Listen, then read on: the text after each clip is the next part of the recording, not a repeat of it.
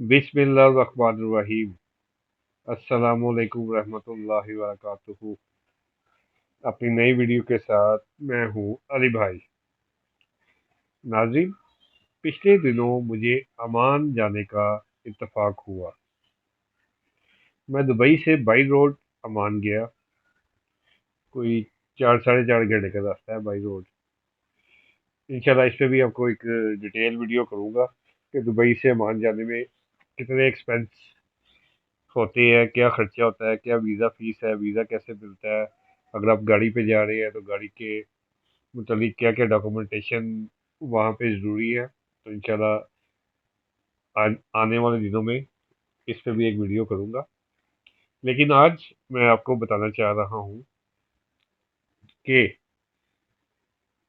अमान में जब मैंने नमाज अदा की तो मुझे क्या मुख्तलिफ महसूस हुआ।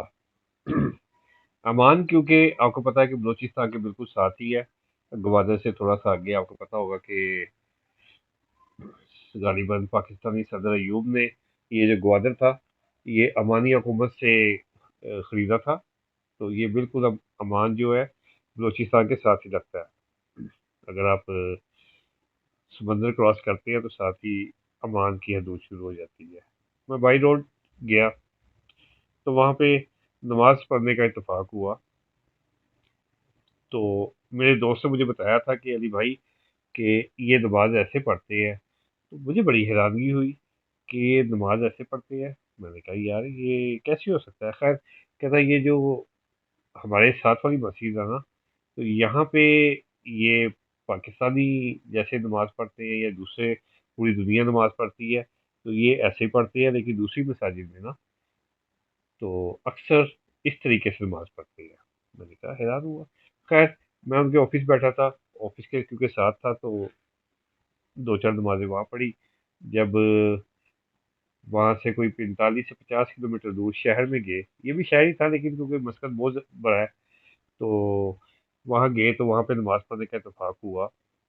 तो वाकई उसकी बात सच साबित हुई कि ये लोग नमाज ऐसे पढ़ते हैं। मैं बड़ा हैरान हुआ। खैर मैं आपको बताता हूँ कि अमान में नमाज कैसे पढ़ी जाती है। बाकी सारी नमाज तो सेम है। जैसे हम शुरू में क़याम करते हैं, फिर रुकू और सजूद, आई मीन सजदे सेम है बिल्कुल। तो जब अत्तहियात पढ़ते हैं वो, लेकिन जब सलाम फेरते हैं, जब नमाज के आखिर में सलाम फेरते हैं तो वो उनका तरीका बहुत डिफरेंट है। उनका तरीका क्या है कि हम जब सलाम फेरते हैं पहले हम राइट साइड को जाते हैं, राइट साइड के कांधे की तरफ अपना सर लेके जाते हैं और आगे से अस्सलाम वालेकुम रहमतुल्लाह कहते हैं। फिर हम लेफ्ट साइड पे लेके जाते हैं। लेकिन वहां पे जो नमाज पढ़ते हैं तो वो सिर्फ राइट साइड पे लेके जब जाते हैं अस्सलाम वालेकुम रहमतुल्लाहि व बरकातुहू, सॉरी वो बरकातुहू नहीं कहते, तो लेकिन लेफ्ट साइड पे नहीं जाते, वहीं पे नमाज खत्म कर देते हैं। मेरी पिछले दिनों अपने मुख्तलिफ उलमा हजरात से इस टॉपिक के मुतालिक बात हुई। तो लेकिन उनको भी नहीं पता था। कहते हैं उनकी वो कोई अहले तशरीह थे। मैंने कहा नहीं, अहले तशरीह तो खड़े होकर नमाज पढ़ते हैं। तो तो मेरे लिए ये अनोखी बात थी। मेरे दोस्त ने वाकया सुनाया कि कहता मैं जब पहली मरतबा जब गया हूँ तो नमाज पढ़ी है तो मैंने जब सलाम फेरने के लिए राइट साइड पे सर को मूव किया है, तो अब मैं इंतज़ार कर रहा था कि इमाम साहब दूसरी मरतबा सलाम फेरे और मैं लेफ्ट साइड पे करूं। लेकिन काफ़ी देर बाद जब इमाम साहब ने नहीं कहा तो अब मेरे साथ जो नमाज पढ़ रहा था एक नमाजी, जब उसने लेफ्ट साइड पे खुद ही सलाम फेरा है तो उसने फिर आंखों ही आंखों में उसको इशारा किया कि अब तुम खुद ही अब दूसरी तरफ सर को लेके जाओ, इमाम साहब नहीं कहेंगे। इमाम खुद